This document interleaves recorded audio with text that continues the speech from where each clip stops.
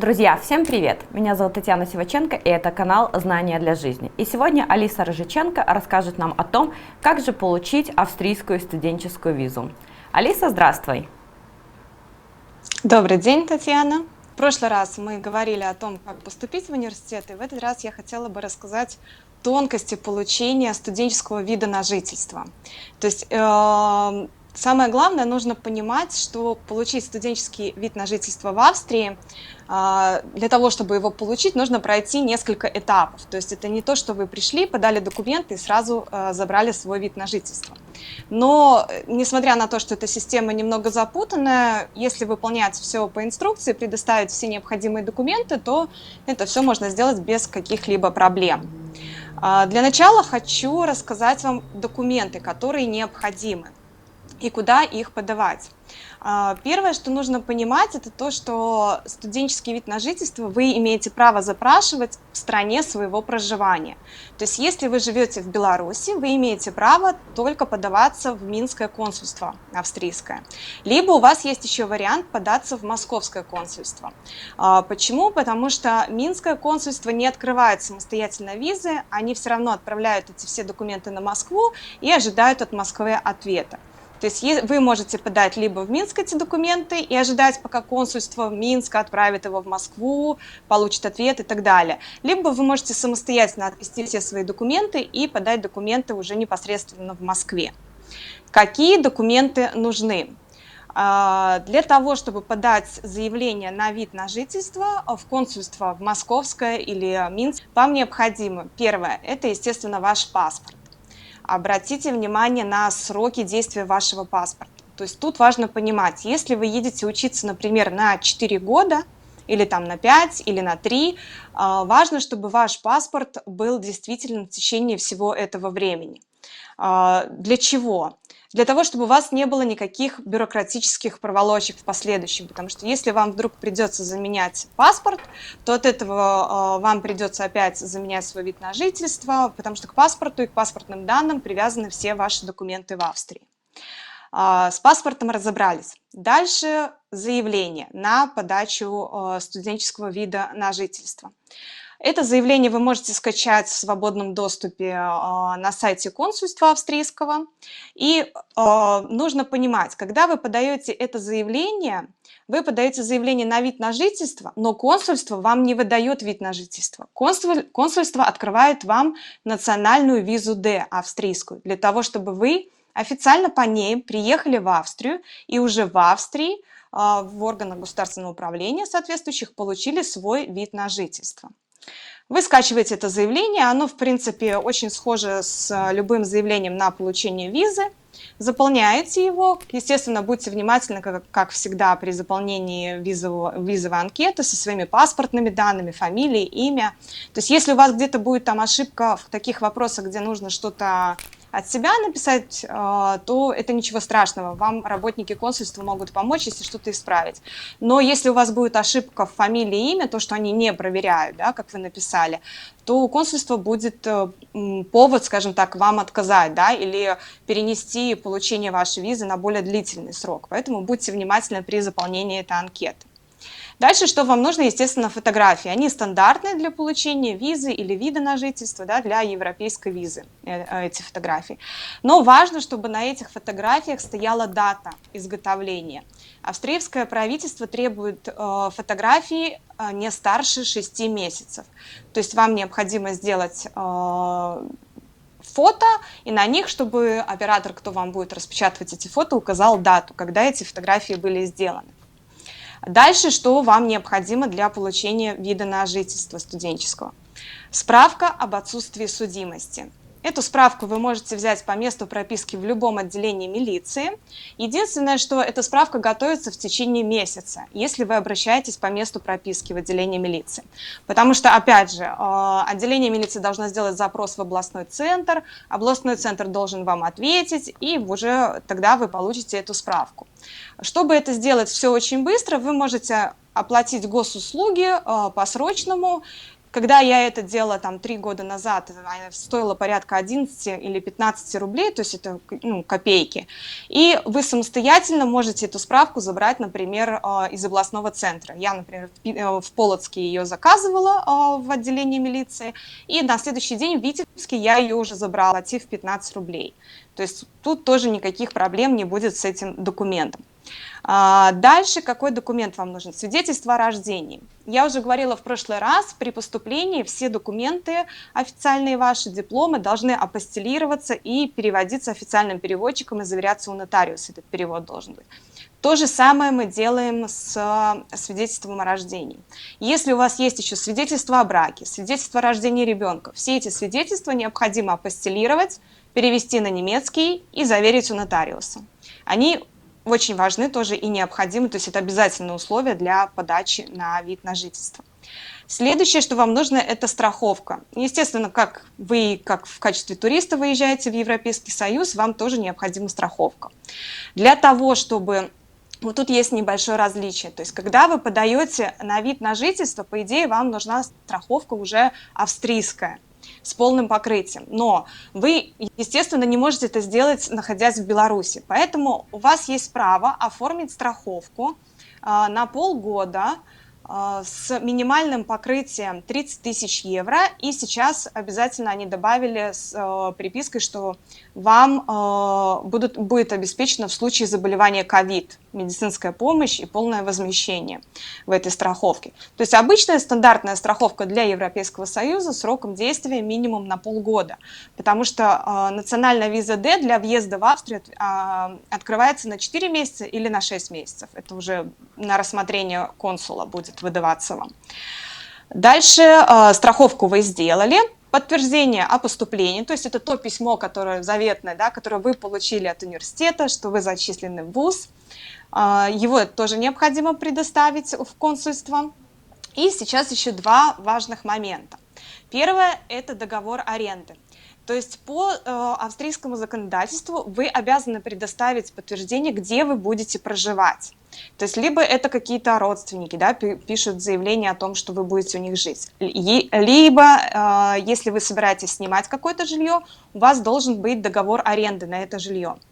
Тут возникает вопрос, как это сделать, находясь в Беларуси удаленно. Первый вариант – это сделать договор с общежитием. Вам договор необходим минимум на 3 месяца. То есть на 1 месяц не подойдет, на год можно не делать, хотя бы на 3 месяца договор. Договор с общежитием, с любым, можно сделать удаленно, через онлайн, то есть потом вам сканируют этот договор и присылают ваш экземпляр договора, который вы можете предоставить в консульство. Еще один вариант сейчас австрийское правительство уже в этом году рассматривает изменения эти, поэтому стоит позвонить в консульство и уточнить, потому что многим студентам уже позволяли это делать, подаваться на визу D и студенческий вид на жительство без договора аренды, а уже после получения визы D и приезда в Австрию уже тогда оформлять договор аренды, да, потому что просто физически это очень сложно сделать. Этот момент можно уточнить в консульстве, но пока договор аренды висит в списке обязательных документов. Значит, вот этот договор аренды. И последнее, это самое главное, на основании чего чаще всего продлевает вот этот срок выдачи студенческого вида на жительство или визы, потому что люди не всегда подготавливают весь полный пакет документов, это подтверждение ваших финансов. То есть для того, чтобы вам приехать в Австрию и учиться здесь, и получить студенческий вид на жительство, вам необходимо иметь на своем счету определенную сумму денег. Какая это сумма денег? Для студентов младше 24 лет эта сумма должна быть из расчета 552 евро в месяц из расчета на год. То есть эту сумму вы умножаете на 12, получаете тут сумму, которая должна быть у вас на счету. Если вы старше 24 лет, то это сумма 1000 евро. Если вы семейная пара, то эта сумма на всю семью в месяц 1570 евро. Ее, опять же, нужно умножить на 12, и вот прям вся эта общая сумма должна лежать у вас на счету. Если у вас есть ребенок, за каждого ребенка еще дополнительно 155 евро добавляется к вашей сумме семейной. Как подтвердить финансы? Понятно, если вы школьник, только стали абитуриентом, ищете, куда вам поступить, вот поступили в австрийский вуз, у вас не может быть в теории и в практике такой суммы денег, которую вы заработали самостоятельно. Тут выступают спонсоры, ваши родители, родственники, друзья, кто угодно. То есть ваша задача собрать определенную сумму денег, положить ее на ваш счет в банке, в белорусском. Это может быть любой абсолютно банк, неважно. И главное, чтобы к этому счету была привязана банковская карта, Visa или MasterCard, с которой у вас будет возможность рассчитываться и снимать деньги в любой стране Европы, в том числе и в Австрии. Счет открыли, деньги положили. Теперь нужно доказать, откуда у вас эти деньги. То есть тут вы можете использовать либо своих родителей, в качестве доказательства могут быть справки с места работы за последних 6 месяцев, в качестве доказательства могут принимать договоры купли-продажи квартиры. Например, если ваши родители 10 лет назад продали бабушкину квартиру и вот там, продали ее за определенную сумму денег, и вы понимаете, что, например, зарплата ваших родителей не очень большая, но деньги у вас есть. Тогда вы можете приложить переведенный этот договор, его не нужно будет апостилировать, просто перевести этот договор официальной продажи квартиры и предоставить его в консульство, что вот ваши родители получили эти деньги с продажи квартиры. Договор на продажу машины, то же самое можно приложить. Можно приложить договор на получение кредита, если вы учитесь, например, ваши родители взяли кредит на оплату вашего обучения. Это тоже может быть доказательством финансов. Дальше, что может быть еще доказательством финансов? Например, вам или вашим родителям кто-то одолжил деньги. Неважно, это родственник или кто-то. То есть обычная расписка, которая заверена у нотариуса, о том, что вам человек, вам или вашим родителям одалживает определенную сумму денег, и они обязаны там ее тогда-то отдать в какие-то сроки определенные. Но это должна быть официальная бумага, то есть какая-то расписка, например, от нотариуса, подтвержденная нотариусом. При этом ваши родители, ну, либо тот, кто дает вам эти деньги, должны написать спонсорское письмо. Оно пишется абсолютно в свободной форме, что я такой-то, такой-то, обязуюсь содержать и спонсировать во время обучения полное содержание там, моего ребенка, племянника, внука, знакомого друга, такого-то, такого-то, в период с такой-то даты по такую-то дату, да, когда у вас период обучения. Вот. И вот эта сумма должна быть у вас на счету. То есть если вы подготовите все эти документы и принесете сразу в консульство, у вас не будет никаких проблем. Потому что в списке обязательных документов в консульстве указано просто подтверждение доходов. Например, это может быть справка, да, с места работы. Но если у вас есть справка с работы или ваших родителей, консульство имеет право запросить, например, документ из налоговой, что предприятие платило за вас налоги за весь период вашей работы и именно с той суммы, которую вы официально получали. То есть обычной справки с места работы может быть и мало, а может быть и достаточно. То есть никто не знает, тут исключительно человеческий фактор. Но чем больше вы принесете сразу доказательств и документов, которые подтверждают происхождение ваших денег, тем меньше вариантов у консульства отказать вам или как-то продлить срок получения вашей визы и студенческого вида на жительство. Документы подготовили, подаем в консульство. Дальше у вас 3 месяца, вернее у консульства есть официально 3 месяца на рассмотрение ваших документов. У них могут возникнуть какие-то вопросы, и они имеют право запросить еще дополнительные документы. Но, как правило, если вы предоставляете весь этот список документов, то никаких проблем не возникает, и в течение 3 месяцев вам открывают визу D. Дальше что нужно делать для того, чтобы получить вид на жительство? Вот у вас есть виза D, этот пакет документов, который вы предоставляли в консульство. Вы берете этот пакет документов и приезжаете в Австрию. Дальше вам нужно изменить свою страховку и кое-что проделать с договором аренды. Когда вы приехали в Австрию, у вас есть договор аренды, либо его нету, да, как в случае были вот с некоторыми студентами, им давали визы без договоров аренды, значит, вам нужно найти жилье, где вы будете жить, и подписать договор аренды. После этого вам необходимо сделать прописку по месту договора аренды. Это называется на немецком Meldenzettel, и он оформляется в местном исполкоме, да, как у нас, да, какие-то, это называется магистратом. И вот уже на протяжении там, 1,5 лет, когда возникла пандемия, ковид, это все можно сделать онлайн. Вы просто сканируете свой договор аренды, сканируете свой паспорт, и вам присылают по почте ваш мельдецетель, то есть вашу прописку. Вот с этой пропиской вы идете в австрийскую систему здравоохранения, да, и оформляете себе страховку, студенческую страховку от австрийской системы. Она стоит недорого, для студентов 54 евро в месяц.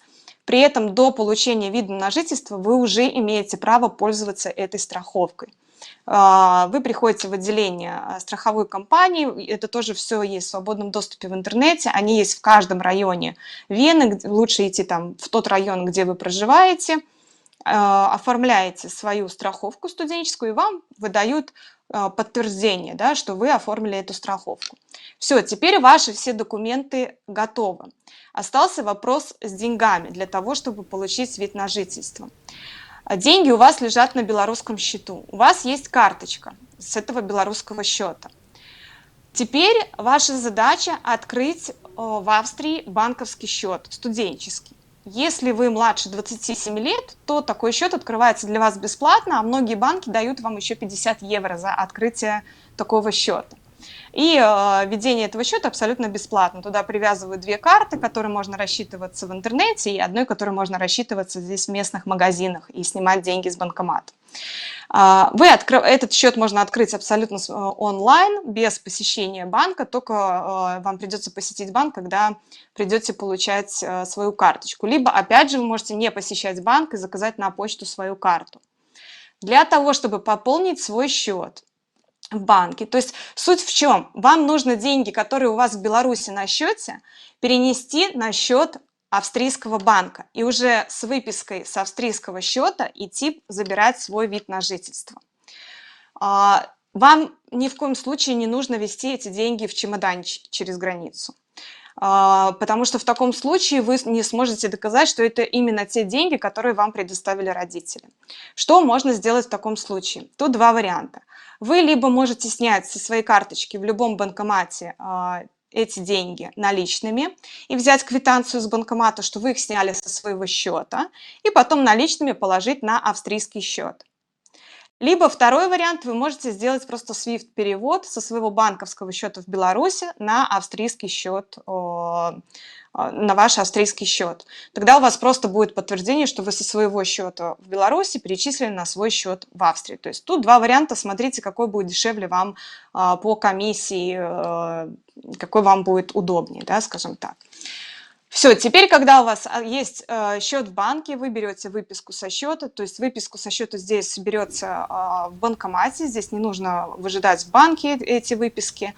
Все выдает банкомат буквально в течение пару минут. Вы берете эту выписку, собираете все свои документы, которые вы предварительно подавали на визу D, берете документ, подтверждающий, что у вас есть австрийская страховка, свой мельдецетель, также договор аренды, и идете в магистрат забирать свой вид на жительство. Как правило, вид на жительство уже готов. То есть, когда вы подаете в Минске или в Москве документы на получение студенческой визы, они автоматически, эти документы, передаются в Австрию.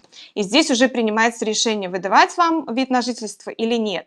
Если положительное решение, что чаще всего, естественно, принимается, да, положительное решение, то вам выдают визу D в Минске или в Москве, и вы приезжаете просто в Австрию, формально вам нужно просто его забрать.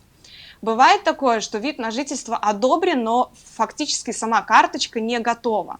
Вы можете принести тогда документы в магистрат, и вам скажут, там, когда вам прийти забрать вашу карточку. Там, обычно это в течение 2 недель назначается дата, когда вы можете прийти и забрать свою карточку, вид на жительство. За получение вида на жительство нужно оплачивать деньги 150 евро. Также, в принципе, как и на подачу австрийской визы, национальной визы D. То же самое, там, по-моему, 160 евро нужно оплачивать за подачу этих документов. То есть вот эти суммы тоже вы должны учитывать. Ну и все, в принципе. То есть четкая инструкция, есть четкий список документов. Если вы это все сделаете, то никаких проблем с получением студенческого вида на жительство у вас не возникнет. И все пройдет очень быстро и без каких-либо проблем. Алиса, скажи, а на какой срок выдается вид на жительство? Вид на жительство выдается на год, и потом вы его продлеваете. Для продления визы вам, опять же, нужна такая же сумма на очередной год на счету, но тут уже много вариантов разных, потому что чаще всего студенты находят себе работу здесь официальную, и для подтверждения своих финансов вы можете предоставить просто справку с работы, что вы зарабатываете такую-то сумму денег. Вот, и тогда уже деньги на счету вам не нужно иметь. И вам нужно набирать определенное количество пунктов в университете за вашу учебу, чтобы вам продлили вид на жительство. На сегодняшний день это 16 пунктов. Но я в первой передаче рассказывала, что в реальности можно набрать там 30-35 пунктов за один семестр. То есть это не такое большое количество пунктов, которое может вызвать проблему у студентов из Беларуси. Вот. Ну, я пока не встречала тех, кто не набрал то необходимое количество пунктов. Главное стараться. Алиса, спасибо огромное, Да. все было очень четко и Пожалуйста. понятно. Мы обязательно, друзья, скинем в описании перечень всех необходимых документов. Ну а вы подписывайтесь на наш канал, ставьте лайки и живи Беларусь!